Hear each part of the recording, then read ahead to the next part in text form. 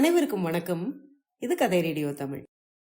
திரு கோபு அவர்கள் எழுதிய தீபாவளி எப்படி என்ற சிறுகதையத்தான் இன்னைக்கு நீங்க கேட்க போறீங்க. இந்த கதை 5 ஆண் பிள்ளைகளை பெற்ற அனந்தராமன் ஜானகி அம்மாள் அவர்களின் குடும்ப கதை.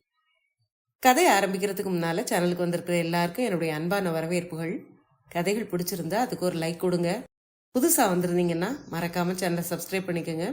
இப்ப வாங்க கதையை ஆரம்பிக்கலாம். ஜானகி அம்மா தன்னோட வீட்டு வாசலை பெருக்கி கோலம் போட்டுக்கிட்டு இருந்தா. அப்போ தெருக்கோடியிலிருந்து ஒரு குடுகுடுப்பக்காரன் குடு குடுன்னு அடிச்சுக்கிட்டே அவ பக்கத்துல வந்து நின்னான். அம்மா, நல்ல காலம் பிறக்குது, நல்ல காலம் வருகுது அப்படின்னு சத்தம் போட்டான்.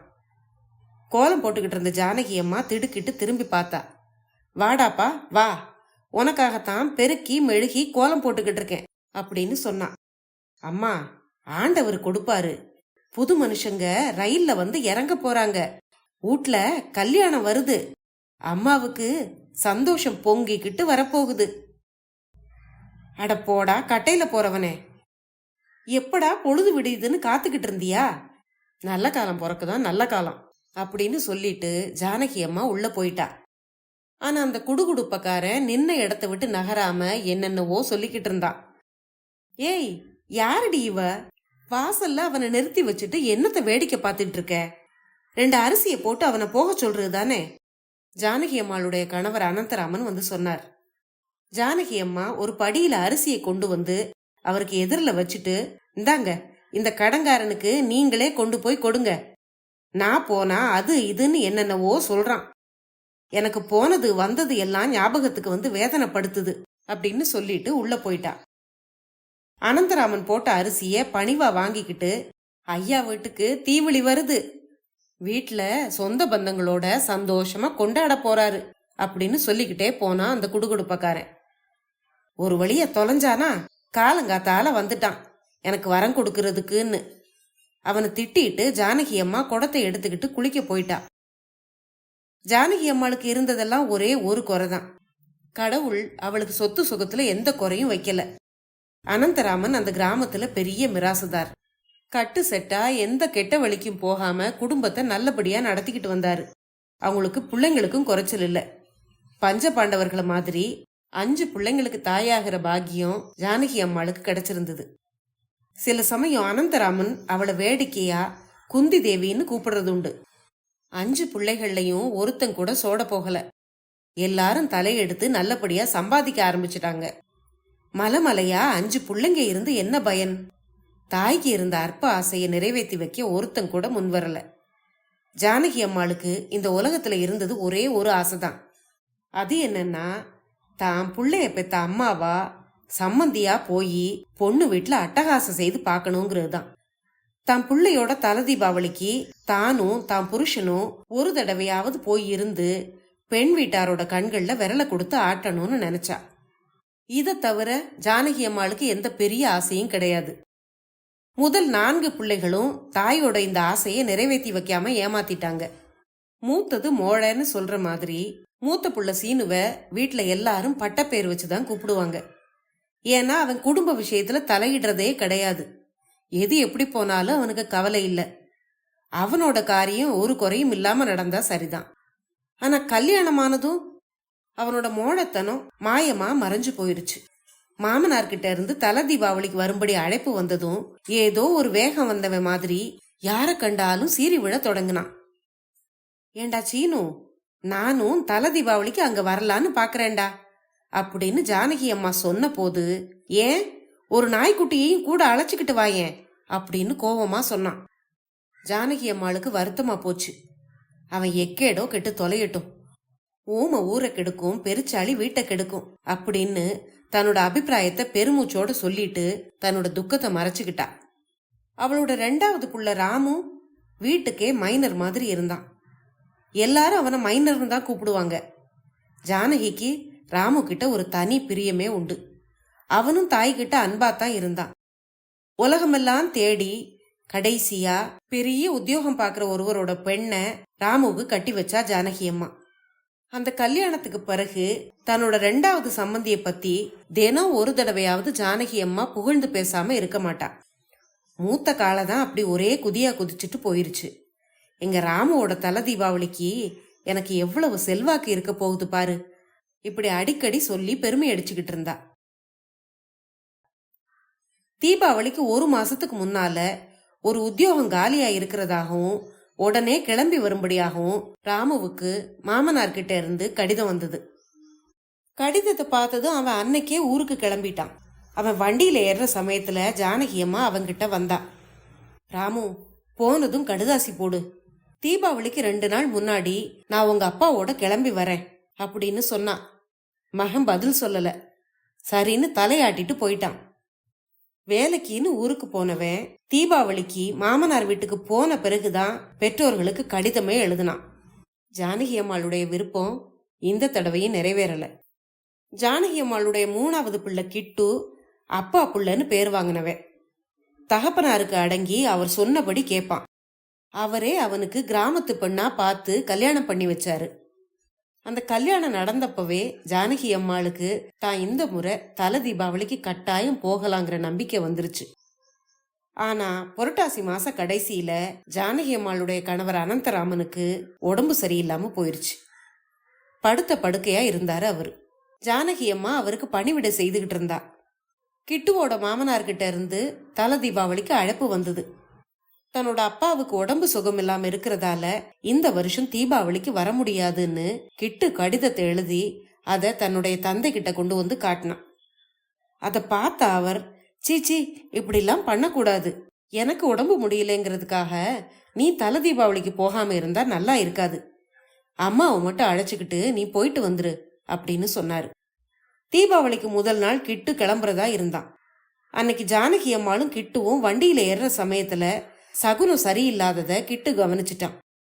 உடனே வண்டியில ஏறி உட்கார்ந்த ஜானகி அம்மாளை கீழே இறக்கி, அம்மா, சகுனம் வேற சரியில்லை, எனக்கு என்னவோ மனசு சரியா படல. நம்ம அப்பாவோட உடம்புதான் நமக்கு முக்கியம். நீ அப்பாவை இங்க இருந்து பாத்துக்கோ. நான் மட்டும் போயிட்டு நாளைக்கு மறுநாள் காலையிலேயே கிளம்பி ஓடி வந்துடுறேன் அப்படின்னு சொன்னான். ஜானகி அம்மாளுடைய முகம் சுருங்கி போச்சு. அப்பா, நீ ஒன்னும் ஓடி வர வேண்டாம்ப்பா, மெதுவா இருந்து ஆறாமர விருந்து சாப்பிட்டுட்டு வா அப்படின்னு குறையோட பதில் சொல்லிட்டு அவ உள்ள போயிட்டா. என்ன ஜானகி, நீ மகனோட போலையான்னு கேட்டார் அனந்தராமன். அப்பாவோட புள்ள இல்லையா, அவருக்கு சகுனம் சரியில்லையா, நீ இருந்து அப்பாவை பார்த்துக்கோன்னு உத்தரவு போட்டுட்டு போயிட்டாரு அப்படின்னு சொன்னான். பாலு ஜானகியோட 4வது புள்ள. அவனுக்கு பார்த்திருந்த பொன் வீட்டாரையே அவளுக்கு சுத்தமா பிடிக்கல. ஏங்க, சீர்சனத்தை நிறைய செய்யறாங்கிறதுக்காக யார வேணாலும் கட்டலாமா, எனக்கு இந்த இடத்த பிடிக்கல அப்படின்னு அவ கணவர் அனந்தராமன் கிட்ட சொன்னான். ஆனா பாலு பொண்ணை பார்த்துட்டு வந்த பிறகு அவளை தவிர வேற யாரையும் திரும்பி கூட பார்க்க மாட்டேன்னு சொல்லிட்டான். அவனுடைய பிடிவாதத்துக்கு ஏற்ற மாதிரியே கல்யாணம் நிச்சயமாகி நடந்துருச்சு. ஆனா அவ எதிர்பார்த்தது போலவே கல்யாணத்தப்போ பெண் வீட்டார் கொஞ்சம் கூட மரியாதை இல்லாம நடந்துகிட்டாங்க. கல்யாணத்தன்னைக்கு ஜானகி அம்மாள் சம்மந்தி அதிகாரம் பண்ணிக்கிட்டு மத்த பெண்களோட பந்தியில உட்கார்ந்து சாப்பிட்டப்போ பந்தியில இருந்த பெண் ஒருத்தி அவளை பார்த்து ரொம்பவும் இளக்காரமா பேசிட்டா. உடனே ஜானகி அம்மா கோவத்தோட எழுந்து வந்துட்டா. அன்னைக்கு ராத்திரியே ஊருக்கும் திரும்பிட்டா. அன்னையில இருந்து அந்த மருமகளை பற்றியோ அவளுடைய பெற்றோர்களை பற்றியோ அவ பேசுறதே இல்லை. அதனால பாலுவோட அவ தலை தீபாவளிக்கும் போக முடியல. கடைக்குட்டி மணிக்கு இந்த வருஷம்தான் கல்யாணம் நடந்தது. அவனோட தலை தீபாவளியை பற்றிய கவலை தான் இப்ப ஜானகி அம்மாளை பிடிச்சி ஆட்டிக்கிட்டு இருந்தது. மணி டெல்லியில உத்தியோகம் பார்க்கறான். தீபாவளிக்கு அவனால வர முடியுமோ முடியாதோ தெரியல. அடுத்த பிள்ளையோட தலை தீபாவளிக்கு பார்த்துக்கலான்னு இந்த முறை தள்ளி போடவும் முடியாது. ஏன்னா ஒன்னே ஒன்னு கண்ணே கண்ணுன்னு மணியோட தலை தீபாவளி மட்டும்தான் பாக்கி இருக்கு. அதனால ஜானகி அம்மாளுக்கு அவளுடைய ஆசையை தீர்த்துக்கிறதுக்கு இந்த ஒண்ணுதான் மணியான சந்தர்ப்பம். எப்படியும் இந்த தடவை ஏமாந்துடக்கூடாதுங்கிற தீர்மானத்தோட தாழ்வாரத்துல நாற்காலியில உட்கார்ந்து இருந்த கணவனுக்கு எதிர போய் நின்னான். என்ன ஜானகி, ஒரு மாதிரியா இருக்க?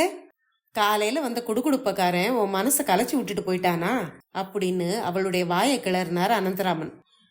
எனக்கு என்ன குருட்டு ஜோசியம் வேண்டி கிடக்கு? உங்களுக்கு தான் என்னவோ தீபாவளி கொண்டாட போறீங்கன்னு வரம் கொடுத்துட்டு போயிருக்கான். தீபாவளிக்கோ இன்னும் 10 நாள் கூட இல்ல. இந்த சம்மந்தி என்னன்னா ஒரு கடிதம் கூட போடல. மணிக்கிட்ட இருந்து நேத்திக்கு கடிதம் வந்ததே, அவன் என்ன எழுதியிருந்தான்? அதை பத்தி நீங்க எதுவுமே என்கிட்ட சொல்லலையே அப்படின்னு கேட்டா. கடிதத்துல சொல்ற மாதிரி ஏதாவது இருந்தா தானே சொல்றதுக்கு. தலை தீபாவளிக்கு வர்றதா உன் புள்ள எழுதியிருக்கான், அவ்வளவுதான்.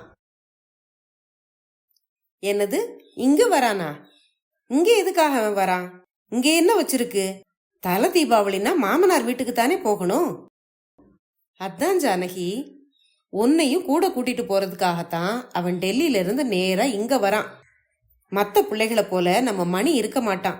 நீ கவலைப்படாம இரு. ஆமா, நீங்க சொல்றீங்க, தலை தீபாவளின்னா மாமனார் வீட்டுக்கு போறது, பொண்டாட்டிக்கிட்ட பல்ல காமிக்கிறது, அப்பா அம்மாவை அன்னையிலிருந்து மறந்துடுறது, இதுதானே உங்க பிள்ளைகளோட தொழில். நானும் எத்தனையோ வருஷமா சொல்றேன், எந்த பிள்ளையாவது என் ஆசையை நிறைவேற்றினானா? எரியிற கொள்ளியில எந்த கொள்ளி நல்ல கொள்ளின்னு நான் என்னத்தை கண்டேன்? மூத்தவன் 4 பேரும் நாமத்தை சாத்திட்டாங்க. இவன் ஒருத்த மட்டும் என்ன அப்படியே கோபுரத்துல தூக்கி வச்சு கூத்தாட போறானாக்கும். என்னவோ போங்க, அவன் என்ன நிலைமையில இருக்கானோ. பெரிய உத்தியோகம் கிடைச்சிருச்சுன்னு தலகால் புரியலையோ என்னவோ.